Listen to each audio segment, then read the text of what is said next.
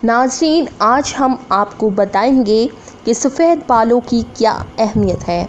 जो हमारे भाई सफ़ेद बाल को देखकर परेशान हो जाते हैं और इनको जड़ से उखाड़ देते हैं कि दोबारा ना हो जाए, हम आपको हदीस नबवी सल्लल्लाहु अलैहि वसल्लम की रोशनी में बताते हैं कि सफ़ेद बालों का आना कैसा है। हज़रत अबू हुरैरा रज़ियल्लाहु ताला अन्हु फरमाते हैं कि मैंने हज़रत मोहम्मद सल्लल्लाहु अलैहि वसल्लम को फरमाते हुए सुना है कि जिस मुसलमान के सफ़ेद बाल हों वो अपने सफ़ेद बालों को ना उखेड़े, क्योंकि क़यामत के दिन सफ़ेद बाल बंदे के लिए नूर बनकर ज़ाहिर होंगे। सफ़ेद बालों के बदले अल्लाह ताला जितनी तादाद में सफ़ेद बाल होंगे, सफ़ेद बाल के हिसाब से इस बंदे की नेकियों में इजाफ़ा कर देगा और एक एक बाल के बदले इसके गुनाहों को मिटा दिया जाएगा। याहिया बिन सईद से मरवी है कि मैंने सईद बिन मुसैयब को ये फरमाते हुए सुना कि हज़रत इब्राहीम अलैहिस्सलाम दुनिया में सबसे पहले फ़र्द हैं जिसने अपने मूँछों को काट दिया और आप अलैहिस्सलाम जब बुढ़ापे को पहुँचे तो आप अलैहिस्सलाम के बाल सफ़ेद हो गए। तो आप अलैहिस्सलाम ने अल्लाह ताला से पूछा, ए मेरे मालिक, ये क्या माजरा है? अल्लाह ताला ने आप अलैहिस्सलाम को जवाब दिया, ए मेरे दोस्त, ये मेरी रहमत है। बालों के सफ़ेद होने से इंसान की शानो शौकत, इज़्ज़त व वक़ार बढ़ जाता है और तमाम बुरे कामों से बचने की अलामत है। इब्राहीम अलैहिस्सलाम ने अर्ज़ किया, ए मेरे मौला, ये तो तेरी बड़ी शान है। ए अल्लाह, मेरे वक़ार को बुलंद कर। लिबास का बयान। हदीस मोहम्मद सल्लल्लाहु अलैहि वसल्लम 415। आप सल्लल्लाहु अलैहि वसल्लम का फरमाने आला शान है कि जो मुसलमान बूढ़ा हो गया तो इसका बुढ़ापा इसके लिए क़यामत के दिन नूर बनकर उभरेगा। एक बंदा ने नबी करीम सल्लल्लाहु अलैहि वसल्लम से अर्ज़ की, ए अल्लाह के नबी सल्लल्लाहु अलैहि वसल्लम, लोग सफ़ेद बालों को उखाड़ देते हैं। इसका जवाब सुनकर आप सल्लल्लाहु अलैहि वसल्लम ने फरमाया कि जो बंदा अपने सफ़ेद बालों को उखाड़ता है तो उसने क़यामत के दिन अपने नूर को ख़त्म करके उखाड़ लिया है। आप सल्लल्लाहु अलैहि वसल्लम ने फरमाया कि सफ़ेद बाल क़यामत के दिन मुसलमान के लिए नूर है। इन सफ़ेद बालों के बदले अल्लाह ताला इस बंदे की नेकियां लिख देगा और गुनाहों को ख़त्म कर देगा और इस बंदे का दर्जा बुलंद फरमा देगा। हज़रत अबू बकर रज़ियल्लाहु ताला अन्हु फरमाते हैं कि एक दफ़ा एक आदमी नबी करीम सल्लल्लाहु अलैहि वसल्लम की बारगाह में पेश होकर कहने लगा, ए अल्लाह के रसूल सल्लल्लाहु अलैहि वसल्लम, हम में से कौन सा बंदा बेहतर है? आप सल्लल्लाहु अलैहि वसल्लम ने फरमाया कि जो बंदा बुढ़ापे में पहुंच गया, उसकी नेकियां बहुत ज़्यादा हैं, वो सबसे बेहतर है। इसने फिर दरियाफ़्त किया कि या रसूलल्लाह सल्लल्लाहु अलैहि वसल्लम, सबसे बुरा कौन शख्स है?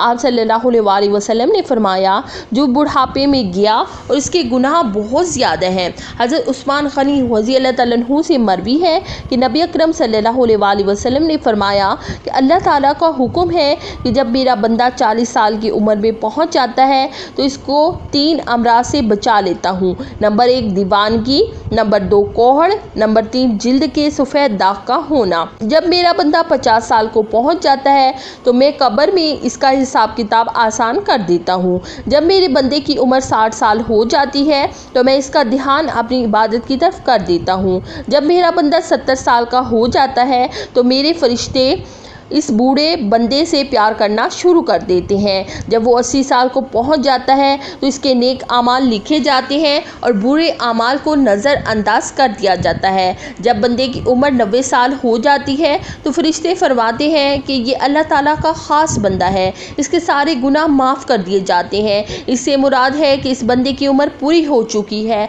और रूह को इसके जिस्म में कैद करके रखा है, बस ये वसाल के करीब है। जब बंदे की उम्र बहुत ज़्यादा हो जाती है तो इसके होश व हवास कायम नहीं रहते। वो जो मुंह में आता है बोल देता है, इसको पता नहीं चलता कि वो क्या कह रहा है, कौन से अल्फाज बोल रहा है। इस उम्र में अल्लाह ताला इस बंदे के जवानी के सारे गुनाह को माफ़ कर देता है। इससे कोई गलती भी हो जाए तो इसे माफ़ कर देता है। तौबा का दरवाज़ा खोला है।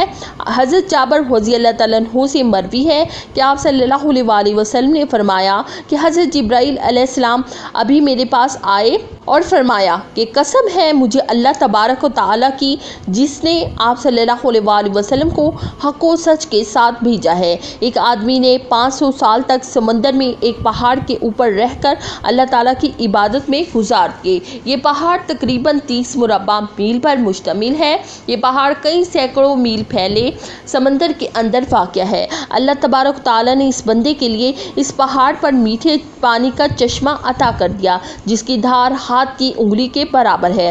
اس پہاڑ کے پاس ایک انار اگا دیا جس پر ہر دن ایک انار لگ جاتا ہے۔ وہ بندہ پہاڑ سے نیچے آتا ہے، انار سے پیٹ بھرتا ہے اور پھر وضو کرتا ہے اور خدا کریم کی عبادت میں مصروف ہو جاتا ہے۔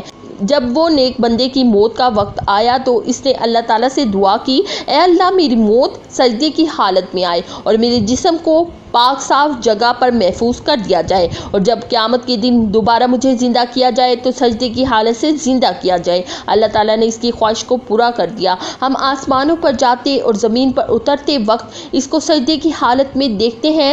روز قیامت جب اس شخص کو اللہ تعالیٰ بارگاہ میں پیش کرے گا تو اللہ تبارک و تعالیٰ اس کو فرمائے گا، اے میرے بندے میری رحمت سے جنت میں چلے جا۔ تو یہ بندہ سوال کرے گا، اے اللہ میرے نامہ اعمال کی وجہ سے مجھے جنت میں کیوں نہیں بھیجا جا رہا؟ 2 بار یہی قصہ ہوگا، پھر اللہ تعالیٰ فرمائے گا، جا بندے میری رحمت سے جنت میں چلے جا۔ یہ بندہ کہے گا، اے اللہ میرے عمل کی وجہ سے مجھے جنت کیوں نہیں دی جا رہی؟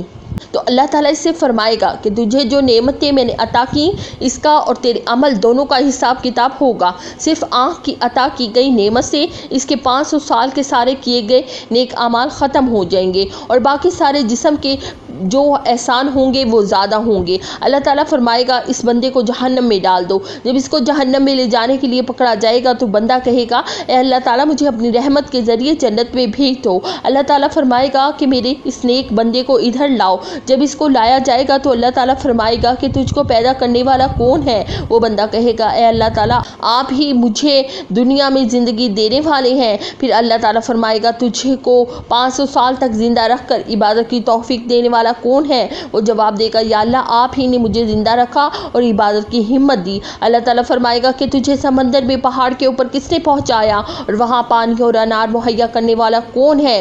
وہ بندہ جواب دے گا، یا اللہ آپ ہی نے مجھے سب کچھ عطا کیا۔ اللہ تعالیٰ فرمائے گا کہ تیرے کہنے پر ہی میں نے تیری جان سجدے کی حالت میں نکالی اور سجدے کی حالت میں دوبارہ ڈالی، یہ سب میری رحمت کی وجہ سے ہی ہوا ہے۔ میں اب بھی تجھے اپنی رحمت کی وجہ سے ہی جنت میں داخل کر رہا ہوں۔ حضرت جبرائیل علیہ السلام نے فرمایا، اے اللہ کے نبی صلی اللہ علیہ وآلہ وسلم، آسمان میں جو کچھ بھی ہے وہ اللہ تعالیٰ کی رحمت ہے۔ خداوند کریم سے دعا ہے کہ ہم کو بھی اپنی رحمت سے جنت میں داخل فرما دے، آمین ثم آمین۔